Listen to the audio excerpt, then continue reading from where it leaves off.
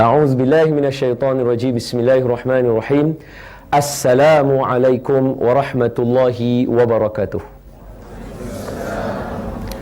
Alhamdulillah, syukur pada Allah Subhanahu wa taala. Allah bagi lagi sekali kita peluang untuk duduk di Dewan Kuliah Utama Politeknik Balik Pulau. Gemuruhlah sikit ambang yang politeknik, bukan politeknik aku. Dan untuk pengetahuan tuan-tuan, dengar tepuk tangan saja tak cukup. Macam biasa, kita mesti kena dengar suara mereka. Jadi sama-sama kita takbir. Begitulah mereka-mereka yang tuan-tuan tengok wajah-wajah mereka di kaca TV nanti. Betapa seronoknya mereka berada di dalam program ni. Dan untuk pengetahuan, sebenarnya ini adalah politeknik yang pertama yang 30 minit Ustaz Don turun dan mai untuk nak buat rakaman. Beri tepukan. Dan sebenarnya kita tak menjadi keberatan, betul Tuan Haji? Kita tak menjadi keberatan untuk kalau di mana-mana lagi untuk kita nak buat rakaman, sebab kita nak kalau boleh semua orang merasai macam mana perasaannya bila dia masuk televisyen. Jadi khair, hari ini kita akan sambung lagi perbincangan kita insya-Allah dengan membawa sirah nabawiyah, bukanlah sirah semata-mata tetapi untuk kita kata jom tambah ilmu dan jom tambah amal. Berdasarkan kepada ilmu yang kita telusuri berkaitan baginda Nabi sallallahu alaihi wasallam. Baik, hari ini saya nak gunakan pentas yang ada. Sebelum ni dah cerita dah dulu, ratusan episod yang terdahulu saya cerita, tapi hari ni saya bawa mungkin dengan penambahan ilmu yang lain sedikitlah. Allah sebut, dalam peristiwa ni mesti kena ingat firman Allah juzuk ketiga, tilka rusulu faddalna ba'dahum ala ba'd minhum man kallama Allah wa rafa'a ba'dahum darajat. Ada di kalangan para nabi itu Allah bagikan kelebihan di atas kelebihan. Maksudnya nabi bila dia jadi nabi dah lebih daripada orang lain, special. Dia ada wahyu, dia ada mukjizat. Tetapi di kalangan nabi tadi dilebihkan mereka daripada nabi-nabi yang lain. Seperti contoh, nabi lain mendapat utusan malaikat Jibril untuk memberitahu kepada para nabi tersebut apa yang Allah Ta'ala nak sampaikan. Tapi Nabi Musa tidak. Nabi Musa, dia direct bercakap dengan Allah, sebab tu gelarannya disebut ke dalam Al-Quran sebagai Kalimullah, orang yang bercakap dengan Allah. Nabi Musa, bukan semua orang dapat. Bukan semua orang dapat.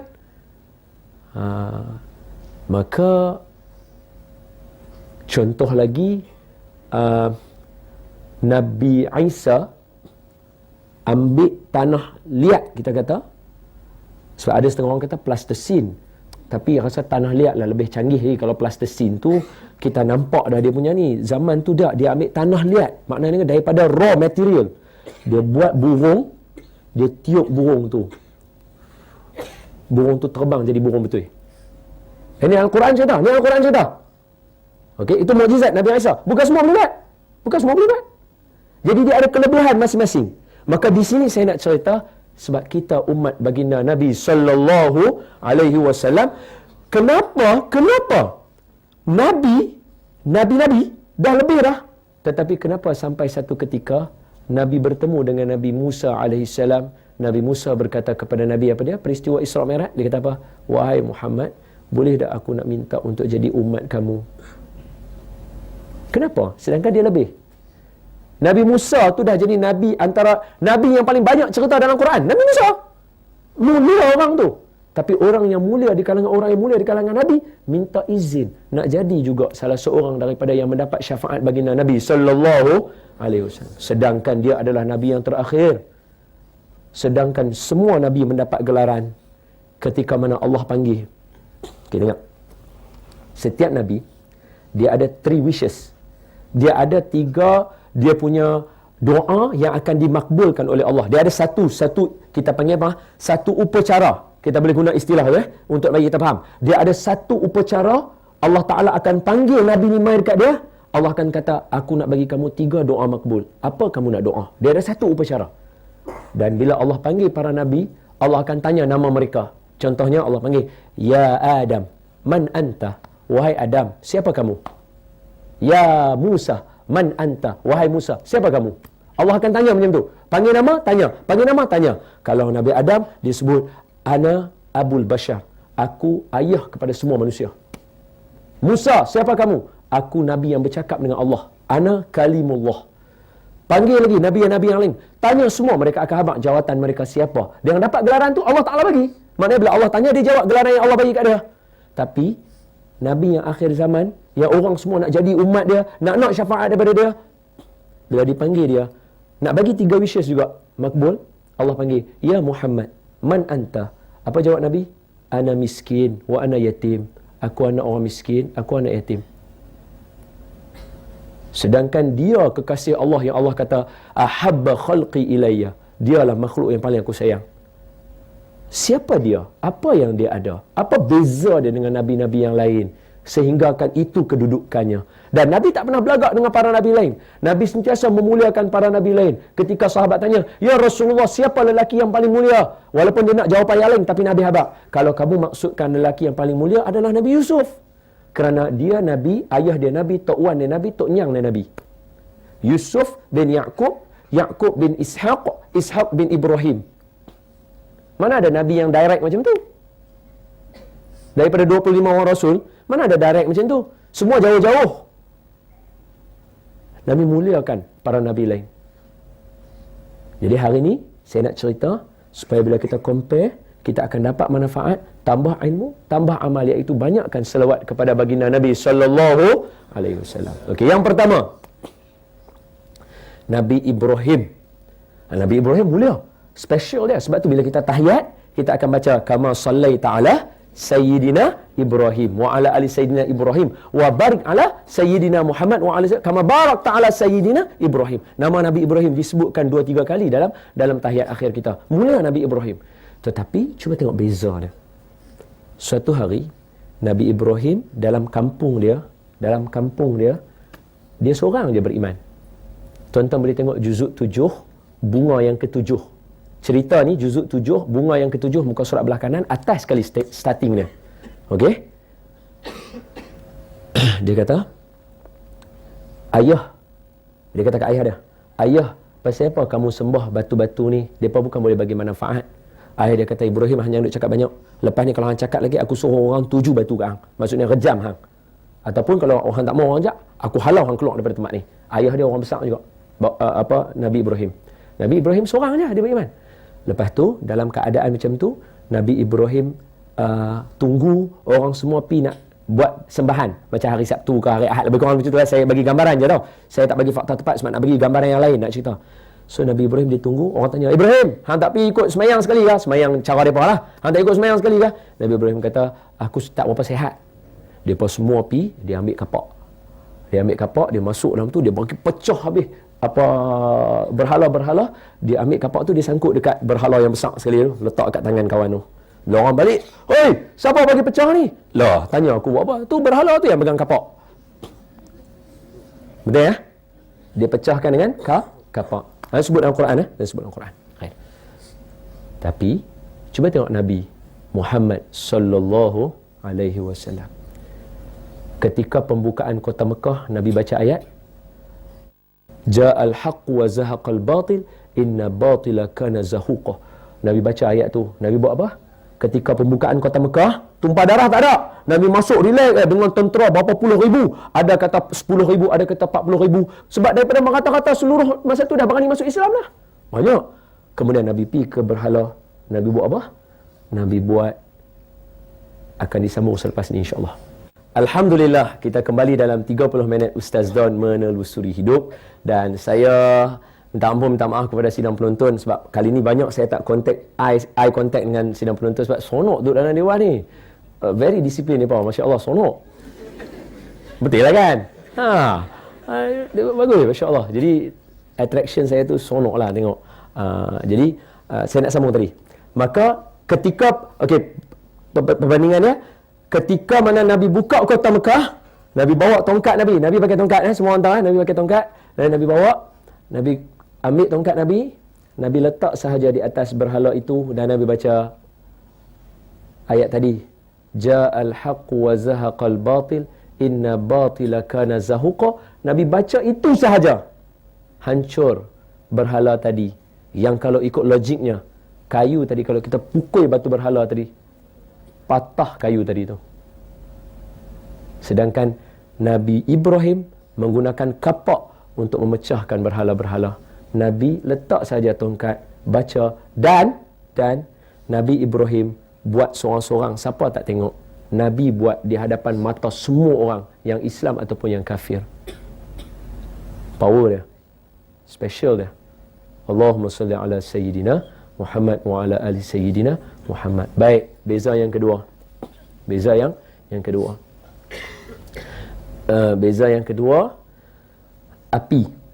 Nabi Ibrahim boleh Nabi Ibrahim. Ketika siapa? Namrud lah, kan? Masa tu geram kat dia. Buat arahan kat semua orang suruh sembah Allah, sembah Allah, depa geram kat dia.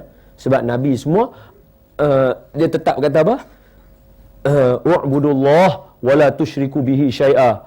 Sembahlah Allah, jangan syirikkan dia dengan apa-apa. Depa geram dekat dia, depa tangkap dia, letak dalam tempat itu, apa kan nama tempat tu tak tahulah apa, depa baling dia masuk. Sebab apa kena pakai benda tu? Pasal apa tak boleh pergi baling kat? Sebab api tu terlalu panas. Maknanya api tu terlalu lama, terlalu panas, memang sengaja buat untuk memang tak mau bagi Nabi Musa keluar. Nabi Ibrahim keluar, sorry. Letak tu, baling dia. Baling masuk Nabi Ibrahim. Boom, masuk dalam tu, duduk di tengah-tengah. Maka firman Allah Ta'ala apa? Allah cerita kat kita, Qulna ya narukuni bardan wa salaman ala Ibrahim. Ayat ni semua orang hafal. Wahai api, qulna, kata kami, kata Allah kepada api, kata kami kepada api, qulna ya nar, wahai api, kun bardan wa salaman, jadi sejuk dan jadi selamat untuk Nabi Ibrahim. Sehelai jubah Nabi Ibrahim pun tidak terbakar. Hai, cuba tengok Nabi Muhammad sallallahu alaihi wasallam. Siapa nama dia? Ummu Ma'bad kah? Anak dia. Tangan dia terbakar. Bila dia mai dekat Nabi, Nabi letak, dia, ada dua peristiwa, ada dua. Satu, kaldai atau unta. Satu lagi ni, Ummu Ma'bad punya ni, saya tak ingat lah siapa, hamba dia ke ataupun anak dia. Dia, tangan dia terbakar, dia mai jumpa Nabi. Nabi baca, Allahumma rabban nas, muzhibil ba'si ishfi anta syafi la shifaa illa shifaa'uk shifaa la yughadiru saqaman wala alaman illa shifaa. Doa tu Nabi Ibrahim, Nabi Muhammad sallallahu alaihi wasallam baca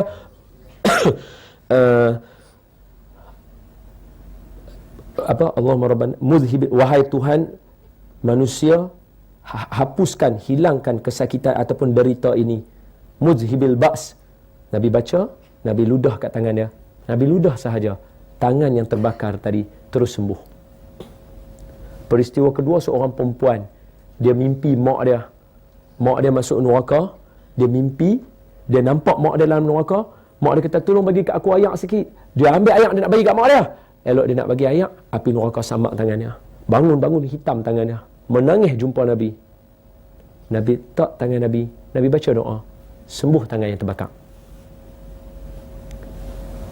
Kaldai atau unta, kaki dia patah. Nabi letak tangan Nabi sahaja. Nabi baca doa, kaki terus jadi elok. Qatadah dalam perang Uhud. Dia duduk pegang tangan dengan kawan-kawannya ketika ambush berlaku.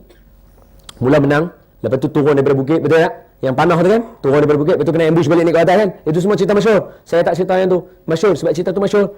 Nak abang kata beza tadi tu. Turun, ambush, selamatkan Nabi, pegang kepung, tutup Nabi jangan bagi kena, lari. Anak panah satu sampai.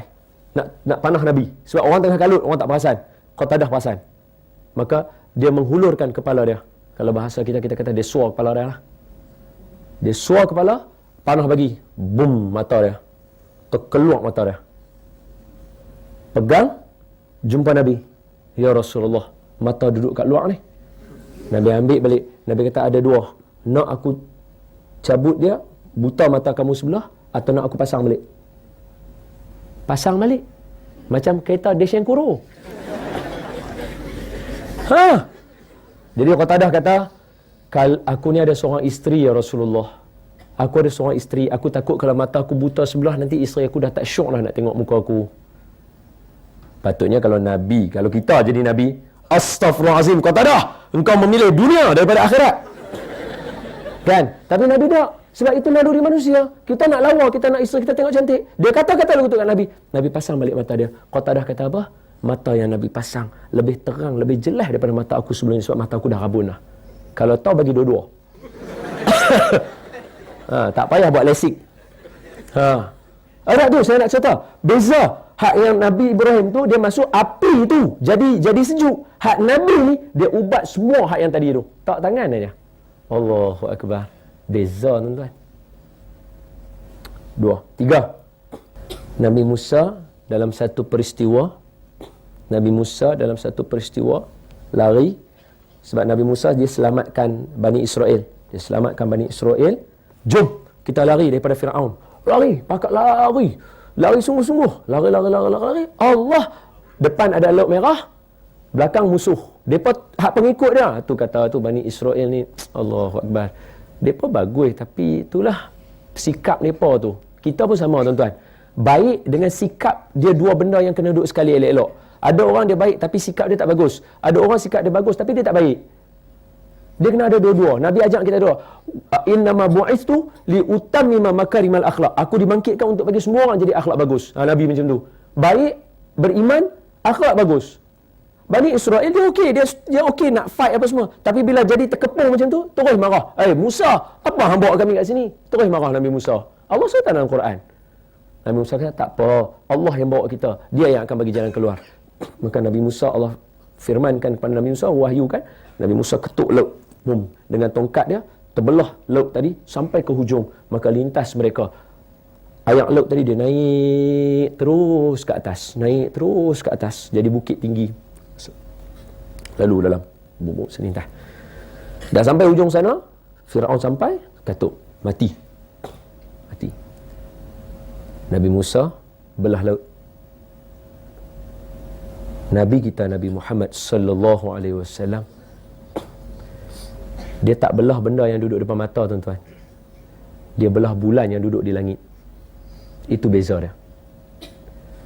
Iqtarabatis sa'atu wanshaqqal qamar. Kiamat sudah dekat kerana bulan telah pun dibelah oleh Muhammad sallallahu alaihi wasallam. Abu Jahal suruh Nabi belah bulan, Nabi ubah tangan Nabi gerakkan ke sebelah kanan, duduk di balik bukit. Nabi ubah ke sebelah kiri, duduk balik bukit. Nabi tanya Abu Jahal, boleh aku cantum balik? Abu Jahal kata, cantum balik bulan tadi, duduk sebiji balik. Nabi Musa belah benda yang duduk depan mata. Nabi kita belah juga, tapi benda duduk di angkasa raya. Beza. Wallahu ta'ala alam. Kita sambung selepas ni insya-Allah. Alhamdulillah, kita kembali dalam 30 minit Ustaz Don menelusuri hidup, dan memang kita berada di bahagian yang terakhir, dan episod yang terakhir kita bersama dengan Politeknik Balik Pulau. Sebelum itu berikan tepukan gemuruh untuk Politeknik Balik Pulau. Tahniah. Sonok kita duduk, masya-Allah. Mudah-mudahan kita boleh kongsi lagi ilmu di masa-masa hadapan. Khair. Seperti biasa, bahagian yang terakhir ini saya ingin berkongsi dengan tuan-tuan berdasarkan kepada hadis Nabi. Nabi kata, man salla alayya marratan sallallahu alaihi biha 10. Siapa selawat kat aku sekali, Allah selawat dekat dia 10 kali. Sebab apa? Sebab yang selawat dekat kita bukannya orang biasa. Yang selawat dekat kita Allahu Ta'ala. Dia siapa dia? Qul huwallahu ahad, Allahus samad, lam yalid wa lam yulad wa lam yakul lahu kufuwan ahad. Allah Ta'ala tak ada siapa yang sama dengan dia. Yang kata tak ada siapa sama dengan dia tu, selawat dekat kita. Selawat dekat kita. Sebab tu kalau kita selawat 1000 kali, tak ada masalah untuk Allah selamatkan mereka untuk masuk ke dalam syurga. Contoh saya bagi mudah sahaja. Cuba tengok. Suatu hari kisah ini diceritakan oleh ulama. Daripada lisan ulama kepada ulama. Maknanya cerita ini boleh dijadikan contoh toladan. Seorang lelaki, dia tawaf. Kemudian dia jumpa seorang budak. Budak ni dia duduk. Orang tu duduk tawaf. Kita, kalau kita pergi Mekah, selain ibadah Tak ada lah ibadah yang lebih baik melainkan tawaf. Kalau kita duduk kat Mekah. Siapa boleh tawaf, tawaf. Siapa boleh tawaf, tawaf. Budak ni, lepas dia tawaf, masa tawaf tu orang jumpa dia, Allahumma salli ala Sayyidina Muhammad wa ala Allahumma salli ala Sayyidina Muhammad. Allahumma salli ala Sayyidina Muhammad. Baca yang tu saja. Habis tawaf, duduk. Lepas tawaf 7 pusingan, semayang, duduk. Allahumma salli ala Sayyidina Muhammad. Allahumma salli. Maka hak yang tawaf dengan dia, yang duduk tengok dia tu, dia pun rasa heran. Kan ada ibadah lain lagi. Quran ada, zikir lain ada. Kenapa asyik baca yang tu? Maka ditanya budak tu, apa yang dia buat? Wahai orang muda, pasal apa kamu daripada tadi saja baca selawat, sedangkan ada zikir-zikir yang lain lagi? Maka kata budak itu, dulu suatu ketika ayah aku sakit teruk dan ayah aku wafat dekat tangan aku. Masa ayah aku meninggal, di atas pangkuan aku ni, wafat saja ayah aku, wajah ayah aku bertukar jadi hitam. Aku menangis sungguh-sungguh kerana wajah aku berubah. Bila aku menangis sungguh-sungguh, aku menangis sehinggalah aku keletihan. Dan aku tertidur sambil memangku jasad ayah aku. Tiba-tiba dalam mimpi aku bertemu seorang lelaki. Lelaki itu memakai jubah warna putih. Cantik lelaki itu. Beliau adalah baginda Nabi SAW. Tapi budak ni tak kenal. Budak ni tak kenal. Sama macam kita. Saya hebat betul-betul. Sama macam kita. Kita kalau katalah ada Nabi dalam dewan ni, kita pun mungkin tak kenal dia. Sebab kita tak kenal. Apa yang ada pada Nabi yang kita kenal? Kita tak kenal. Sebab tu tujuan cerita 30 minit Ustaz Don kali ni nak bagi kita kenal sikit-sikit. Tak apalah kenal sikit-sikit, tak apa daripada tak kenal langsung. Kalau kata Nabi ada nama je kita tak kenal. Sebab tak ada tanda pada Nabi yang kita tahu kata itu Nabi. Kita tak kenal. Serius, kita tak kenal. So sama macam budak ni, dia tak kenal. Jadi dia tengok orang lelaki baju putih tu mai kat ayah dia straight, mai kat ayah dia, duduk sebelah ayah dia. Tengok budak tu, sapu muka ayah dia, dan ayah dia berubah muka jadi warna putih balik. Budak tu tanya, wahai pemuda, kenapa wajah aku berubah jadi hitam? Ini adalah kerana dosa yang dia lakukan. Habis kenapa kamu datang dan menjadikan muka dia putih? Ini adalah kerana berkat dia telah membaca selawat. Siapa di kamu? Orang muda, kamu tak kenal aku. Aku adalah Rasulullah SAW. Budak tu terjaga daripada tidur. Wajah ayah dia tadi berubah jadi putih. Sejak daripada hari itu, mulut aku tidak pernah lekang daripada berselawat kepada baginda Nabi SAW. Nampak? Bila kata macam tu, sebab tu bila kita baca, kalau perasan lah kan, Ya Rasulullah, ya Nabi, laka syafa'at, wa hadha matlabi ya Nabi. Lepas tu dia akan ada, Antal muntaja yawma ziham, ishfa' lana ya khairal anam. Lepas tu semua orang angkat tangan. Ishfa' lana ya habibana. Orang akan minta, ya Rasulullah bagi syafaat kepada bagi. Sebab Allah sebut dalam surah Al-Baqarah ayat 255. Ayat kursi. Apa dia? Allahu la ilaha illa huwal hayyul qayyum la ta'khudhuhu sinatun wa la nawm lahu ma fis samawati wa ma fil ard. Sambung. Man dzal ladzi yashfa'u 'indahu illa bi izni. Tak ada siapa boleh bagi syafaat melainkan Allah bagi izin. Dan Allah dah bagi tahu yang boleh bagi syafaat baginda Nabi selain daripada Al-Quran. Al-Quran boleh bagi, tapi selain daripada itu yang paling superb sekali adalah baginda Nabi sallallahu alaihi wasallam. Bila kita minta syafaat kepada baginda Nabi begitu keadaan dia, orang minta sungguh-sungguh. Dan ada sehingga yang sampai minta tu dalam keadaan sampai ada yang angkat tangan, ada yang menangis, ada yang goyang pada ya Rasulullah minta. Sehingga kan ada setengah pihak yang dengan barangkali mungkin dengan kita guna istilah apa? Kecetekan mereka dalam membaca, mereka mengatakan orang ini semuanya ghulu, orang-orang yang leka, lalai dan alpa kerana berlebihan ketika meminta begitu. Sampai kan isfa' lana ya Rasulullah, menangis sampai ada yang goyang-goyang. Sehingga orang kata begitu. Izinkan saya cerita pada tuan-tuan. Tuan-tuan, suatu hari Nabi naik ke atas Bukit Uhud. Tuan-tuan tahu Bukit Uhud besar mana? Siapa yang pergi dia akan tahu. Kita yang selalu duduk naik bukit kecil itu adalah bukit orang memanah. Yang bukit besar yang depan dia tu, itu adalah Bukit Uhud. Ketika Nabi naik atas Bukit Uhud bergoncang, bergoyang dia. Sama macam buruk yang Nabi nak naik. Bila buruk tu turun, Jibril bawa untuk Isra' Mi'raj, buruk tadi bergoncang-goncang, menari-nari, duduk macam kita kata liang. Asalkan dia pada mulanya dia jinak, dia jadi liang. Sebab apa? Sebab Uhud bergoncang, Maka Nabi hentak kaki Nabi. Duduk diam kamu Uhud. Jangan bergoncang-goncang. Uhud bergoncang. Lepas tu diam Bukit Uhud.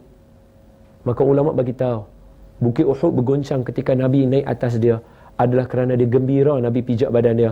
Dia tak tahu nak tunjuk macam mana. Sama macam batang tamar. Sepohon tangis. Sepohon tamar. Dia menangis sebab apa? Sebab Nabi tak pijak dia. Kalau Nabi pijak, seronok nak duduk tahan Nabi. Uhud, seronok Nabi naik atas, tak boleh nak buat apa. Dia tak boleh nak bercakap, dia tak boleh buat apa. Dia goncang badan dia, seronok Nabi naik atas dia. Buruk tak boleh bercakap. Nabi naik dia. Nabi naik atas aku. Seronok dia. Maka ulama kata, Bukit Uhud semuanya batu. Itu pun ketika menyebut nama Nabi, bergoncang-goncang dia kerana seronok dengar nama Nabi.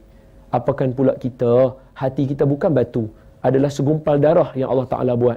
Lembut dia. Kenapa tidak kita pula bergoncang-goncang dan bergoyang-goyang perasaan kita ketika kita menyebut nama baginda Nabi sallallahu alaihi wasallam. Nampak?